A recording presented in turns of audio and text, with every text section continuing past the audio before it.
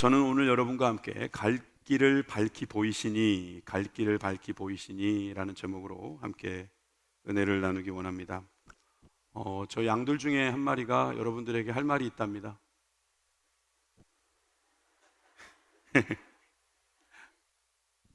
웃어주셔서 대단히 감사합니다.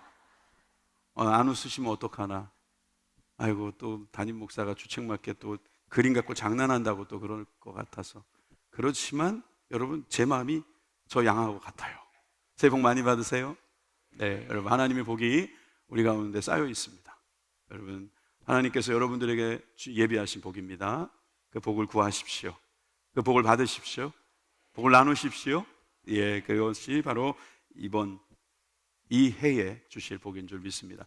금년에는 366일도 주셔가지고 말이에요. 예? 366일이에요.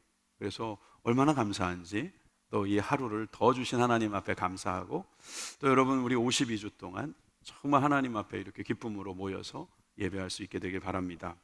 오늘 첫 주일에 주시는 말씀, 이 시편 32편의 말씀은 마스길이라고 표현이 붙어 있어요. 다윗의 마스길, 다른 말로 교훈이란 뜻입니다.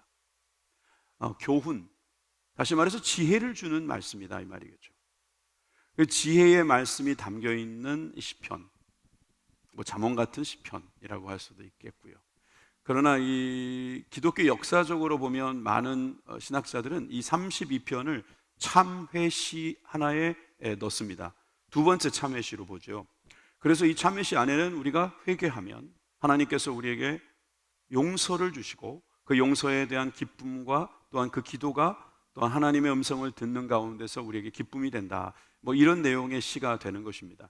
32편 중에 우리가 읽은 본 부분은 8절과 9절인데 앞에 1절과 2절은 행복의 선언이 들어있고요, 그리고 3절부터 7절까지는 그 시인이 체험했던 용서 그리고 기도, 이것을 표현하고 있습니다. 그리고 나니까 하나님께서 말씀을 해주시는 이 두 문장의 말씀을 우리가 들었고요, 그리고 그 뒤에는 의인에게 주어지는 기쁨, 찬양이 터지는 모습을 볼 수 있습니다. 32편의 말씀은 우리 같은 죄인들에게 있어서는 참으로 복된 말씀입니다. 우리가 용서받는 복을 받았다는 거예요. 죄를 짓는 것은 복이 될 수 없습니다만은 그 죄를 지었을 때 우리가 용서받는다는 것은, 이것은 죄인들이 누리는 또 특권이자 은혜이자 복이라고 말할 수 있는 거죠. 그러니까 이 복을 받은 우리, 죄인이지만 용서받고 살아가는 우리, 23년도를 돌이켜보면 회개할 일도 많았던 우리, 그렇지만 24년도를 바라보니까 하나님께서 펼쳐줄 아름다운 길이 있음을 기대하는 우리들에게 오늘도 하나님께서 말씀하고 계십니다. 우리 다 같이 8절의 말씀을 함께 읽도록 하겠습니다. 8절의 말씀 시작. 내가 내 갈 길을 가르쳐 보이고 너를 주목하여 훈계하리로다. 아멘. 여기 보니까 우리들이 가야 할 길을 네 가지로 구분합니다. 영어에도 보시면은 네 가지가 보이죠. instruct하고 teach, counsel, watch over라는 단어가 들어있는데, 한국말에서는 가르쳐 보이고 우리를 주목하고 훈계한다 그랬죠. 세번역에서는 또 이렇게 말하고 있습니다. 주님께서 말씀하신다. 내가 가야 할 길을 내가 내게 지시하고 가르쳐 주마. 너를 눈여겨보며 너의 조언자가 되어주겠다. 여러분, 우리가 가야 할 길, 꼭 가야 할 길입니다. 우리가 가야만 하는 그 길을 주님께서 네 가지로 지시하시고 가르쳐 주시고 눈여겨보시고 좋은 자가 되어주시겠다고 약속하고 계십니다. 믿으시면 아멘 하십시다. 여러분이 말씀을 믿는 사람들마다 우리가 가야만 하는 그 길에서 주님은 그저 지켜만 보시는 게 아니라 지도하시고 안내해 주시는 안내자인 것을 우리는 깨닫게 되는 것입니다. 우리가 이것을 더욱 깨닫게 하시기 위해서 그 다음의 말씀도 우리는 귀담아 들어야겠습니다. 9절입니다. 너희는 무지한 말이나 노새같이 되지 말지어다. 그것들을 제갈과 굴레로 단속하지 아니하면 너희에게 가까이 가지 아니하리로다. 아니, 연초부터 우리를 말이나 노새에 비유하시다니, 이렇게 생각하실 것 같아서 이 본문을 제하고 싶었어요. 저도. 그런데 여러분, 이 말씀을 가만히 놓고 보면 우리를 어떻게 하나님이 보시는지를 알 수 있어요. 이것은 현대인의 성경으로 한번 다시 보도록 하겠습니다. 너는 미련한 말이나 노새같이 되지 말아라. 그런 짐승은 제갈과 굴레로 다루지 않으면 말을 듣지 않을 것이다. 가까이 가지 아니하리로다라고 하는 개정 번역하고 현대인의 성경 말을 듣지 않을 것이다라는 말을 비교해 보면, 아하, 우리가 말이나 노새는 아니지 않는가? 하나님께서 우리를 말이나 노새처럼 그렇게 굴레를 씌우면서 채찍질하시면서 우리를 인도하시는 분은 아니다라는 것을 우리는 알 수 있는 것입니다. 다시 말해서 하나님은 우리에게 자유를 주시고 그 자유를 통해서 주님을 따라오라고 하시는 거죠. 주님께서 인도하시는 것을 인도받는 가운데 있는 놀라운 은혜를 입었음을 믿으시면 아멘 합시다. 여러분, 하나님은 우리의 인도자가 되시는 거예요. 여러분, 여행 다녀보신 분들 아시잖아요. 가이드가 얼마나 중요한지. 여러분들은 비싼 물건을 사셨을 때 사용 설명서가 얼마나 중요한지 아시잖아요. 여러분, 우리가 매뉴얼이라는 걸 알고 있잖아요. 여러분, 매뉴얼이 없으면 복잡한 일은 못합니다. 우리 인간이 얼마나 복잡합니까? 우리 인간의 마음이 얼마나 섬세합니까? 우리 인간의 생활들은 얼마나 다양합니까? 그런데 이것을 하나님께서 매뉴얼 하나 없이 우리들에게 마음대로 살아봐라 그러셨을 것 같습니까? 태어난 김에 살아가고 어쩌다 살아가는 것입니까? 어쩔 수 없이 살아가는 게 인생이겠습니까? 그렇지 않습니다. 하나님께서는 그 모든 지혜를 동원하셔서 우리들을 창조하시고 우리들에게 그 삶의 길을 가르쳐주고 계십니다. 그것을 우리는 매뉴얼이라고 말할 수도 있고 사용 설명서라고 말할 수도 있고 그것을 가이드라고도 안내서라고 또 우리에게 인도자라고 충분히 말할 수 있지 않겠습니까? 여러분, 그럴 때 우리들에게 얻게 되는 게 뭐예요? 결과적으로 우리는 길을 찾는 거예요. 여러분, 그 길이라는 건 항상 목표가 있기 마련입니다. 여러분, 그 목표로 가도록 하나님께서 우리가 가야 할 길, 갈 길, 그 길에 아름다운 목표를 세우게 하십니다. 오늘 이 아침 첫 번째 이 주일 설교에서 우리는 아주 스마트한 목표를 좀 세웠으면 좋겠어요. 누군가 그러더라고요. 이 스마트한 목표는 5가지라고요. 스페시픽하고, 미저러블하고, 어치버블하고, 그리고 relevant하고, 타임바운드한, 그것이 바로 스마트한 거라는 거예요. 한국말로 구체적이고 평가할 수 있고 달성할 수 있고 타당하고 기한이 정해진 그런 목표야말로 가장 스마트한 목표가 아니겠냐. 여러분, 이 말씀 잘 생각해 보세요. 이거 뭐 성경 말씀이라고는 말할 수 없습니다만 참 말 잘 만들었어요. 여러분들의 계획이 구체적이어야 돼요. 막연하면 안 돼요. 평가할 만해야 돼요. 여러분, 수치로도 나오면 더 좋아요. 여러분, 이것은 참 지혜로운 거예요. 달성할 수 있어야 됩니다. 막연하고 너무 과하고 너무 심한 것을 세우지 마십시오. 타당한 것을 하십시오. 우리가 할 만한 거, 우리가 해야 되는 걸 하십시오. 우리가 꼭 해야 되는 거, 그 타당한 걸 하셔야죠. 기한이 정해지면 좋습니다. 쪼개는 것도 좋고요. 너무 막연하게 안 되면 될 때까지 뭐 해병대도 아니고 계속 그런 식으로 늘리지 말고 정말이지 딱 주어진 그 시간대에 한번 해보겠다. 그거 달성하면 또 더 연장하고 더 넘어가는 거 좋잖아요. 여러분, 스마트한 목표 세우시기 바랍니다.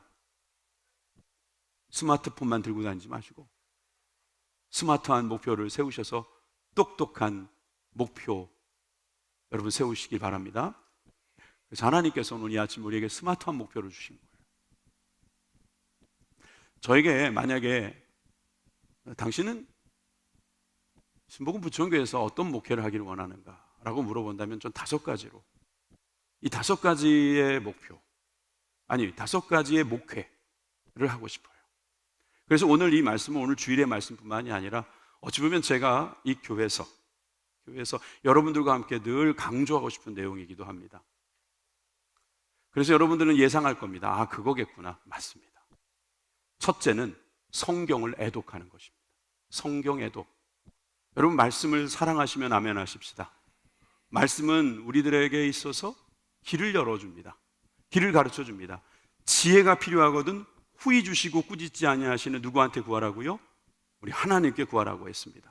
하나님께서 지혜를 주시는 방법이 뭡니까? 말씀이에요. 성경 말씀이에요. 오늘 성경을 묵상하는 법에 대해서 이 예배를 마치고 1시부터 특강이 있어요. 여러분, 좋은 기회입니다. 여러분, 식사 잠깐 하시고 올라오셔서 꼭 들어보십시오. 성경을 묵상하는 것은 여러분, 우리가 단순히 읽는 것뿐만이 아니라 그 말씀 속에서 하나님의 값진 보화를 캐내는 아주 중요한 작업입니다. 여러분들이 음식을 먹을 때 그냥 마구마구 넣지 않잖아요. 에피타이저도 먹고 또 여러분들이 사실 본 음식도 먹고 나중에 디저트까지 먹으면서 계산까지 딱 하고 나와야지 이게 좋은 식사 아닙니까? 여러분, 이게 어떻게 보면 말씀을 듣는 것도 단순하지 않을 수도 몰라요. 여러분들에게 강조하고 싶은 말씀의 중요한 부분들은 이거예요. 여러분, 성경 말씀에서 찾죠. 사도행전 17장 11절입니다. 다 같이 읽겠습니다. 시작. 베레아에 있는 사람들은 데살로니가에 있는 사람보다 더 너그러워서 간절한 마음으로 말씀을 받고 이것이 그러한가 하여 날마다 성경을 상고한다. 순복음 부천교회에 있는 사람들은 다른 교회 사람들보다 더 너그러워서 간절한 마음으로 말씀을 받는다는 거예요. 여러분, 우리는 간절한 마음으로 인생을 살아야 합니다. 진정성 있는 생활을 해야 합니다. 여러분, 이렇게 하나님의 말씀을 진지하게 받아들이는 마음, 그 자세가 필요합니다. 그래서 아침에 일어났을 때 말씀을 찾는 겁니다. 여러분, 말씀이 없이는 하루를 살 수 없다고 인정하는 것입니다. 교회에 와서 성경 말씀을 듣는 것, 이것도 중요하지만 여러분들의 삶 속에서 말씀을 보는 것, 이게 얼마나 중요한지 모릅니다. 여러분, 금년에 계획을 세워보십시오. 스마트한 목표를 세우시고 성경을 읽기 시작하십시오. 여러분, 그 성경을 읽을 때 거기에서 여러분들은 지혜를 얻습니다. 능력을 얻습니다. 소망을 얻습니다. 길을 찾습니다. 답이 거기에 다 들어있습니다. 하나님께서 여러분들에게 응답하시는 방법이 바로 성경이라는 사실을 꼭 기억하시길 바랍니다. 날마다 성경을 상고함으로, 집에 있든지 누워있을 때이든지 여러분, 이 말씀을 사모하는, 그래서 성경 애독자가 되기를 주님의 이름으로 축원합니다. 두 번째는 기도 전념입니다. 4글자로 하기로 작정했습니다. 그래서 이 4글자로 만드는 거 참 머리에 쥐나더라고요. 힘들었습니다. 근데 지혜를 주시는 것 같았어요. 그래서 다 마치고 나면 참 말 갖다 잘 붙였다 하실 거예요. 첫째가 뭐라고요? 성경 애독. 그렇죠. 두 번째는 기도 전념. 기도 전념. 여러분, 기도해야 돼요. 왜 우리가 기도해야 되냐면요, 우리는 욕망 덩어리거든요. 애들도 욕망이 있어요. 어르신들도 욕망이 있어요. 남자도 욕망이 있고 여자도 욕망이 있고, 여러분, 없으면 없는 대로, 있으면 있는 대로, 하면 하는 대로, 못하면 못하는 대로 다 욕망이라는 게 있어요. 근데 이 욕망이 제어가 되지 않아요. 그래서 죄를 짓는 거예요. 과하게 하는 거예요. 부족하게 하는 거예요. 여러분, 그게 다 죄가 될 수 있어요. 그게 다 문제가 될 수 있다고요. 나만 괴로운 것이 아니라 다른 사람도 괴로워질 수 있는 거예요. 여러분, 나의 욕심이 얼마나 많은 사람들을 괴롭히겠습니까? 내가 시험 드는 게 나만 시험 드는 게 아니에요. 다른 사람도 시험 들게 하는 거예요. 여러분, 그러니까 여러분, 이럴 때 우리가 뭘 해야 되냐? 여러분, 기도하라는 것입니다. 오늘 20편 32편을 기록한 다윗은 6절과 7절에서 이렇게 말하고 있습니다. 이로 말미암아 모든 경건한 자는 주를 만날 기회를 얻어서 주께 기도할지라. 아멘 아니십니까? 여러분, 우리는 경건한 사람들입니다. 구별된 사람이라고요. 주님과 교제하고 있는 사람들이에요. 주를 만날 기회를 얻는 사람들인 줄 믿으시면 아멘 합시다. 여러분, 주께 기도하는 것이 주를 만나는 것이지요. 여러분, 거기에서 우리가 가지고 있는 마음을 내어놓는 거예요. 주님 앞에 보여드리는 거예요. 주님 다 아시지만 내가 그것을 말함으로 주님께서 그것을 인정하고 또 우리가 그것을 더 분명하게 주님 앞에 말하게 되는 거죠. 하나님 다 아시니까 기도 안 한다고 하시는 분 있어요. 그럼 여러분들이 기도를 안 하시고 받은 것은요, 하나님이 주시지 않았다고 또 말할 수 있잖아요. 근데 하나님이 다 알고 주신 건데도 그때 인정 안 하잖아요. 내가 잘해서 됐다고 그러잖아요. 그러니까 여러분들이 기도하면 다 하나님이 주신 거라는 걸 알게 되니까 얼마나 좋아요. 여러분, 기도하세요. 여러분, 제 이야기가 아니에요. 성경은 기도하라는 말이 수없이 많이 나옵니다. 그 중에서 가장 짧고 강력한 말이 뭐예요? 데살로니가전서 5장 17절 말씀, 쉬지 말고 기도하라. 시작할 때도 기도하고 끝날 때도 기도하지만 쉬지 말고 기도하라는 거예요. 그러니까 여러분들이 계획을 세울 때, 목표를 세울 때 여러분 기도 목표 세워야 돼요. 여러분, 하루에 언제 여러분 기도하십니까? 저는 식사할 때만 기도합니다. 그러면 좋습니다. 식전 기도만 하지 마시고 식후 기도도 한번 해보세요. 식사를 마치고 나서 잘 먹었습니다. 하나님 감사합니다. 굶고 있는 분들도 먹여주옵소서. 그런 기도를 하셔도 좋고요. 여러분 잠자기 전에 기도하고 잠잔 다음에도 기도해 보세요. 여러분들이 시간을 정해놓고 장소를 정해놓고 기도하는 거 여러분들이 얼마나 건강해지는 길인지 모릅니다. 우리 교회에 새벽 기도하시는 분들이 꽤 있습니다. 이분들은 보면 너무 건강합니다. 이분들이 영만 건강한 것이 아니라 육도 건강하시더라고요. 그러니까 욕구가 제어가 되는 거예요. 슬럼프가 하루를 넘어가지 않는 겁니다.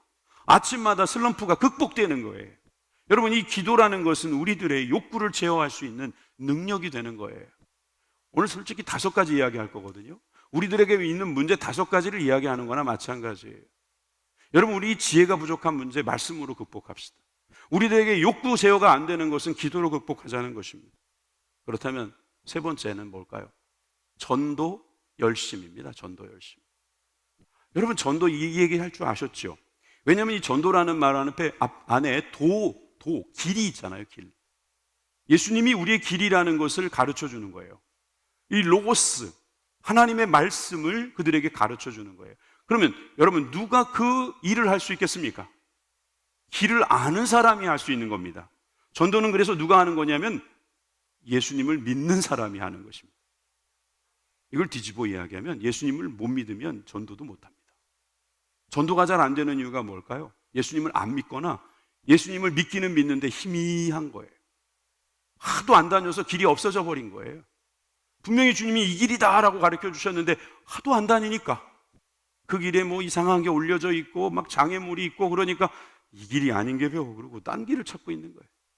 여러분, 이 길을 하나님께서 가르쳐 주셨을 때 이 전도를 우리에게 명령하셨는데 여러분 이렇게 말씀하고 계세요. 사도행전 5장 42절입니다. 그들이 날마다 성전에 있든지 집에 있든지, 성전에 있든지 집에 있든지 예수는 그리스도라고 가르치기와 전도하기를 그치지 아니하니라. 여러분, 우리 지금 교회에 있습니다. 성전에, 여러분 집에, 여러분 일터에, 여러분들이 있는 환경 상황 속으로 들어가든 거기서 항상 우리가 할 일은 예수님은 그리스도다. 여러분, 예수님하고 그리스도는 같은 말이 아니잖아요.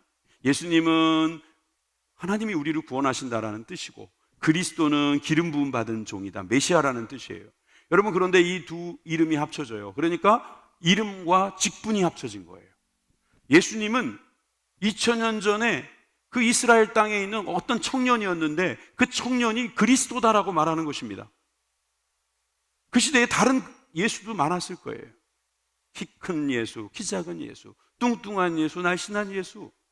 그런데 그 예수, 나사렛에서 나신 그 예수, 예언대로 탄생하신 그 예수, 얼마 전에 우리 성탄절에 그토록 같이 기뻐하고 감사했던 그 예수가 누구냐고요? 그리스도라는 거죠. 예수님께서 저와 여러분들을 구원하시기 위해서 능력자, 하나님의 독생자 예수 그리스도를 메시아로 이 땅에 보내주셨습니다. 여러분, 이것이 바로 우리가 믿는 길이요, 도예요, 도. 여러분, 이것을 전하는 거예요. 나에게까지 이 길이 열렸잖아요. 그러면 그 길을 나에게서 막는 게 아니라 더 열어주는 거예요. 그 길을 열어줄 때 다른 사람의 그 길을 보게 돼서 같이 하나님 나라에 가게 되는, 그것이 바로 전도가 아니겠어요? 여러분, 이것은 관계예요, 관계. 여러분, 전도하면서 죄를 짓겠습니까? 전도하면서 욕을 하겠습니까? 전도하면서 사랑하지 않겠습니까? 여러분, 전도하면 친절해질 거 아닙니까? 전도하면 다정해질 거 아니겠어요? 전도하면 베풀지 않겠어요? 전도하면 후히 줄 거 아니겠습니까? 전도하면 참을 수 있지 않겠어요? 전도하면 그 사람을 자꾸 생각할 거 아니겠어요? 관계가 좋아지는 거예요. 사람들은 각자 자기의 길이 있어요. 그래서 남하고 같이 일하는 거 좋아하는 사람 별로 없어요. 그래서 우리는 그냥 각기 제 길로 가기를 원하고 있습니다. 양처럼 말이에요. 그런데 하나님께서는 우리에게 길을 열어주신 거예요. 그 길은 다시 말해서 너가 죽어라, 그러면 같이 산다. 네가 희생해라, 베풀어라. 오늘 우리가 성찬하겠지만 예수님이 가르쳐 주신 그 길이 가장 빠르고 영원한 길이라고 말씀하시는 거예요. 여러분, 시온의 고속도로가 열린 거예요. 여러분, 이것이 전도가 되기를 간절히 소망합니다. 여러분, 전도 열심 3번째 중요합니다. 4번째는 뭘까요? 주일 성수. 주일 성수가 되겠습니다. 여러분, 주일 성수라는 말은 거룩하게 지킨다 이런 뜻이에요. 수호하다 할 때 저 숫자 아닌가요? 거룩하게 지키는 주일. 개신교에서는 주일을 안식일 다음 날인 일요일에 지킵니다. 그러나 유대인들은 지금도 안식일을 토요일 날 지키지요. 이 안식일에 대한 정신은 동일합니다. 이 안식일에 대해서는 출애굽기에서부터 우리들에게 말씀하셨죠. 안식일을 기억하여 거룩하게 지키라. 엿새 동안은 힘써 내 모든 일을 행할 것이나 일곱째 날은 내 하나님 여호와의 안식일인즉 너나 내 아들이나 내 딸이나 내 남종이나 내 여종이나 내 가축이나 내 문 안에 머무는 객이라도 아무 일도 하지 말라. 우리나라가 선진국이 되면서 엿새 동안 일 안 해요. 5날 동안 일하는 분도 있어요. 그리고 제가 누구한테 들었는데요, 저 지방에 있는 조금 비교적 수도권과 떨어져 있는 그런 회사는 5일 근무가 아니라 4일 근무를 한대요. 그리고 나머지 3일은 가족들과 함께 집에서 보내게 해준대요. 그렇게 정책을 바꿨더니 서로 들어오려고 하더래요. 아, 그럴 수 있겠다. 이제 점점 일하는 시간을 줄이고 자신의 시간을 더 많이 가지는 것이 일하는 사람들에게 정말 필요한 일일 수도 있겠다 하는 생각이 저는 드는데 여러분 안 그러세요? 실제로 우리가 토요일 날 산으로 들러 놀러 다니는 사람들도 많아졌어요. 그러니까 그것도 쉬는 날이고 주일도 쉬는 날이고 막 이렇게 하면은 이거 성경 바꿔야 되는 거 아닌가요? 다음에 나올 때는 이거를 넷째 날은 하고 한 3일은 안식을 지켜라 이렇게 바꿔야 되는 거 아니냐 이렇게 말씀하실 수도 있어요. 특히 아무 일도 하지 말라는 게 한 사람에게만 해당되는 게 아니라, 그러니까 자기가 예수님 잘 믿겠다고 자기만 아무 일 안 하면서 안식일 주일을 지키는 게 아니라 다른 사람도 지키려는 거예요. 성지순례를 가게 되면 호텔마다 재미있는 버튼이 하나 있답니다. 그게 뭐냐면 안식일 버튼이에요. 그걸 눌러놓으면 매 층마다 쓴답니다. 그런데 그것이 왜 그렇게 필요하냐면 안식일 날 뭐 버튼을 누르는 것도 일이라고 생각하기 때문에. 그런데 그것이 없는 엘리베이터에서는 어떻게 해야 됩니까? 누군가가 눌러줘야 되잖아요. 그래서 이 유대인들이 안식일 지킨다고 아무것도 안 누르고 있으면 여행자가 지나가면서 제가 눌러드릴까요? 몇 층 눌러드릴까요? 그럼 몇 층 눌러달라고 한답니다. 그럼 눌러준답니다. 그럼 땡큐 한답니다. 웃기는 이야기 아닙니까? 자기는 안식일을 지키고 여행객은 안식일을 안 지켜도 되는 거예요? 이게 안식일 정신은 아닐 거예요. 여러분, 우리가 숫자에 자꾸 빠지면 우리는 함정에 빠질 수 있어요. 여러분들이 직장 생활하다 보면 주일날 일하는 그런 직장에 들어갈 수도 있을 거예요. 그러니까 주일을 지키기 위해서는 그 직장 안 들어간다. 여러분, 그러면은 파일럿은 아무도 못 되는 거예요. 연예계에는 아무도 들어가지 못할 수도 있어요. 여러분, 그런 뜻으로 이렇게 묶어놓으신 이 말씀일까요? 성경은 우리들에게 이 안식일 정신을 어떻게 가르치는가 좀 더 보시겠습니다. 11절입니다. 11절, 이는 엿새 동안에 나 여호와가 하늘과 땅과 바다와 그 가운데 모든 것을 만들었다. 여러분, 6일 동안은 하나님께서 일하신 것처럼 우리도 일하고 이 세상의 모든 것은 하나님이 창조하셨다고 우리가 믿으면서 살아가는 거예요. 6일도 중요한 거예요. 그러니까 길잖아요. 보세요. 이는 엿새 동안 얼마나 길어요. 그런데 7째 날에는 간단해요. 쉬었습니다. 7째 날만 주일이 아니에요. 모든 날이 다 주님의 날이에요. 주님이 만드신 날이에요. 그런데 주님이 우리에게 주신 이 안식일은 쉬는 날. 쉬는 게 단순히 쉬는 게 아니죠. 멈추는 거예요. 다시 말해서 일이 나의 신이 아니라는 거예요. 일했기 때문에 내가 사는 것이 아니라 하나님 때문에 내가 삽니다 라고 말하는 거예요. 주일 성수는 그래서 시간의 청지기인 우리들에게 이 시간을 어떻게 쓰며 이 시간의 주인이 누구신지를 고백하는 날이다 이 말입니다. 주님께서 우리에게 은혜를 내려주셔서 예수님을 보내주셨는데 예수님이 부활하신 날, 우리가 새 생명을 얻은 날, 그날을 부활 주일이라고 부르지요. 그런데 그 부활 주일을 그 주에만 보내는 게 아니라 매주일마다 부활을 기념하자 해서 안식일을 주일로 옮긴 거예요. 일요일로 옮긴 거죠. 여러분, 이러면서 안식 정신을 지키라는 거죠. 여러분들이 일주일에 하루는, 적어도 하루는 여러분 쉬어야 됩니다. 계속 일하면 여러분 망가집니다. 육신도 망가지고 몸도, 여러분 마음도 망가지고 관계도 망가지고 더 중요한 건 하나님과의 관계가 망가집니다. 고장나는 겁니다. 하나님은 멈추게 하십니다. 좋은 차는 잘 멈추는 차입니다. 좋은 일은 멈추는 것입니다. 아무리 좋은 일도 계속하면 큰일 납니다. 아무리 나쁜 일도 멈출 수만 있다면 그것은 극복됩니다. 여러분, 멈추는 날이 바로 안식이요, 주님을 만나는 날인 줄 믿습니다. 여러분들의 고민과 슬럼프가 일주일을 넘지 않기를 바랍니다.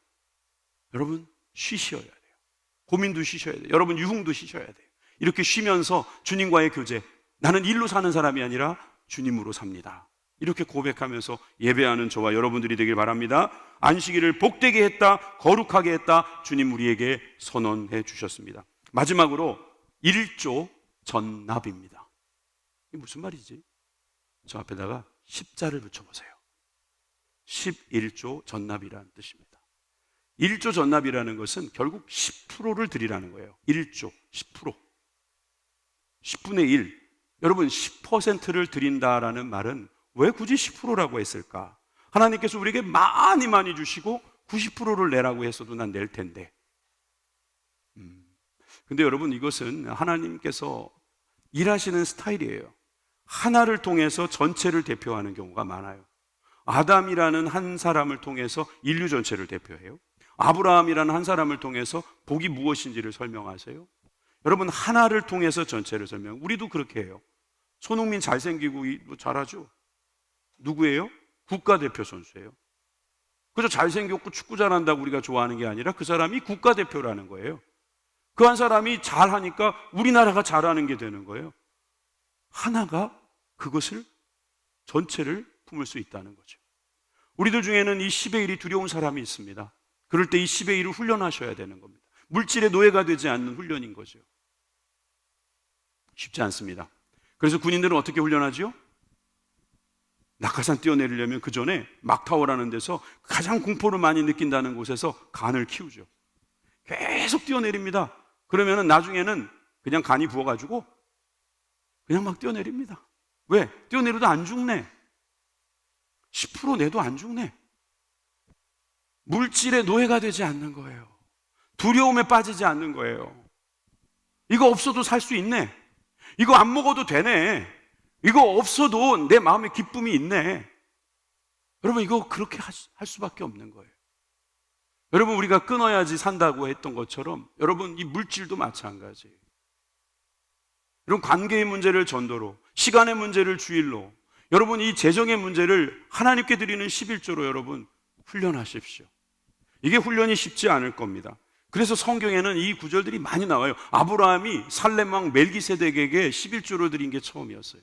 그리고 그 이후부터는 11조를 아예 계명처럼 쓰기도 하고, 여러분 이 11조를 드리는 사람과 그렇지 않은 사람을 주님은 확실히 구분하세요. 심지어 이런 말씀도 있습니다. 말라기 3장 7절입니다.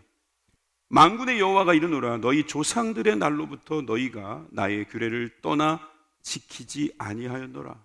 그런즉 내게로 돌아오라. 그리하면 나도 너희에게 돌아가리라. 하였더니 너희가 이르기를 우리가 어떻게 하여야 돌아가리까? 여러분 7절의 말씀은요, 지금 하나님과 이스라엘 백성들의 관계를 지금 이야기하는 거예요. 관계 문제가 생겼어요. 돌아오라고 하고 어떻게 돌아가면 되냐고 묻고 있습니다. 8절로 넘어갑니다. 그 다음 절 8절은 이렇게 되어 있죠. 사람이 어찌 하나님의 것을 도둑질하겠느냐? 그러나 너희는 너희 것을 도둑질하고도 말하기를 우리가 어떻게 주의 것을 도둑질하였나이까 하는도다. 이는 곧 11조와 봉헌물이라. 너희 곧 온 나라가 나의 것을 도둑질함으로 너희가 저주를 받았느니라. 하나님의 것을 도둑질했다. 원어를 보면 강도질했다고 돼 있어요. 우리가 어떻게 하나님을 감히 강도질로 협박하겠습니까? 우리 그렇게 말할 수 있잖아요. 그랬더니 주님이 뭐라고 말씀하시냐면 11조 봉헌물 그거 내 건데 네가 가져갔으니 너가 도둑질한 거다 라고 말씀하시는 거예요. 그러니 주님께서 저주를 받는 사람들에 대하여 경고를 하고 계신 거죠. 사실 저는 이런 헌금 설교하기가 좀 쉽지 않습니다. 여러분 표정이 달라졌어요. 한 번은 은퇴하신 목사님들 어떤 그 강의를 들어봤는데 설교 제목도 그래요. 내가 후회하는 것, 근데 다는 기억이 안 나는데 세 가지가 후회된다는 거예요. 하나는 전도하라고 강조하지 않았던 거. 눈치 보이더라는 거예요. 눈치. 회개하라는 거 그거 못한 거 두 번째. 내가 주님 앞에 곧 설 텐데 너 뭐 하다 왔냐 물어보시면 내가 성도들 눈치 보느라고 그거 말 못했다고 후회할 거라는 거예요. 마지막은 헌금이래요. 헌금하면 좋다라는 거 알면서도 그거 말하면 사람들 안 좋아하고 교회 떠나갈까 봐 헌금 설교 안 했대요. 후회한다는 거예요. 사실 이 헌금이라는 것이 우리 교회에 11조로 사용될 때, 여러분 우리가 이 11조를 여러분이 내시면 우리가 로켓에다가 그 돈을 담아가지고 하나님 나라로 그냥 쌓아 올리지 않습니다. 웃기는 소리 하나 그러시겠죠? 맞아요. 그럴 수가 없잖아요. 그러니까 그것은 무엇에 쓰겠습니까? 교회를 위해서 씁니다. 구약 성경에 나와 있는 내용을 어떤 분은 좀 너무 이상하게 해석을 해서 유튜브에 보면 11조 무용론을 주장하는 분들이 있어요. 그분들의 주장은 뭐 그거예요. 고아와 과부를 위해서 쓰라고 하지 않았냐. 레위 지파들에게 주어진 거 아니냐. 지금 현재 목회자가 레위 지파냐. 막 이렇게 말을 해요. 모두 두 가지만 갖고 이야기 충분히 할 수 있겠네요. 여러분 사실 고아와 과부를 위해서 교회 헌금이 쓰여지는 거 맞습니다. 그렇게 해야 됩니다. 그런데 요즘 고아나 과부들이 많이 없어졌습니다. 게다가 성경에 나와 있는 내용들은 육적인 것 포함해서 영적인 그 원리까지 우리는 알아야 돼요. 여러분 이 세상에 많은 고아들이 있어요. 하나님을 아버지로 부르지 못하는 사람, 자기 신랑을 잃어버린 사람. 여러분 그런 사람들은 원리적으로 보면 그들을 위해서 이 11조를 쓰여야 돼요. 사용해야 돼요. 이게 선교죠. 이게 교회 사역이죠. 여러분 이것을 위해서 우리에게 필요한 건 뭘까요? 목회자들이겠죠. 레위 지파는 우리들 중엔 이제 없어요. 그렇지만 우리 모두는 또 레위 지파예요. 우리 모두는 다 유다 지파예요. 우리 모두는 또 베냐민 지파가 될 수 있어요. 여러분 우리에게 역할이 주어졌을 때 그 역할을 하기 위해서 필요한 게 뭡니까? 요즘은 건물도 필요한 거예요. 요즘에는 어떤 조직도 필요하고요. 먹을 것도 필요하고 입을 것도 필요하고 다 필요해요. 여러분 주의 일을 할 때 그 일을 쓰기 위해서 11조가 필요한 거죠. 여러분들이 만약에 11조를 안 한다 합시다. 그러면 여기에 있는 교역자나 교직원들은요 목회에 집중하기 어려울걸요. 집에 뭐 아무것도 갖다 주지 못하는데 나가서 일도 해야죠. 일도 하고 와서 또 목회도 하고. 그러다 보면 여러분 목회질이 어떻게 되겠습니까? 떨어지기 마련입니다. 여기저기 기웃거리게 되고 왜 나는 부족하냐고 한탄하기 쉽습니다. 그럴 때 여러분 이 11조가 얼마나 귀하게 사용되는지 우리는 알 수 있어요. 이 얘기 누가 하겠습니까? 제가 해야죠. 여러분들이 내는 재정의 상당한 부분이 인건비로 나갑니다. 상당한 부분이 선교원금으로 나갑니다. 상당한 부분이 예배와 이 건물 관리하고 이 목회하는 데 다 들어갑니다. 이게 현재 우리들이 적용해야 될 11조에 대한 정신 아니겠습니까? 재물에 대한 두려움과 인색함이 있어서 어찌됐든 난 조금 드려도 그냥 내가 휴대폰도 좀 더 좋은 거 사고 싶고 좋은 차도 좀 사고 싶고 어디 여행도 가고 싶은데 요거 10%만 안 내면 내가 될 것 같다. 뭐 이런 사람 별로 없어요. 제가 볼 때는 애들 분유값도 좀 필요하고 이거 내면은 애들 기저귀도 하나 못 살 것 같아. 아니면 내 형제가 지금 목회를 하고 있는데 거기서 11조가 필요하대. 그거 보내준다든지 선교사가 그게 필요하다고 그거 보내준다든지 그런 식으로 자기 마음대로 11조를 막 이렇게 해요. 그래요. 그럴 수 있다고 쳐요. 그런데 우리의 마음을 주님 모르실까요? 사실 우리가 낼 수 있는 헌금은 그렇게 많지 않습니다. 10의 1만 드리고 10의 9는 그렇다고 다 우리 마음대로 쓰냐? 그것도 아니잖아요. 그것도 하나님이 우리에게 맡겨주신 거라면서요. 그런 정신으로 살아야 한다면서요.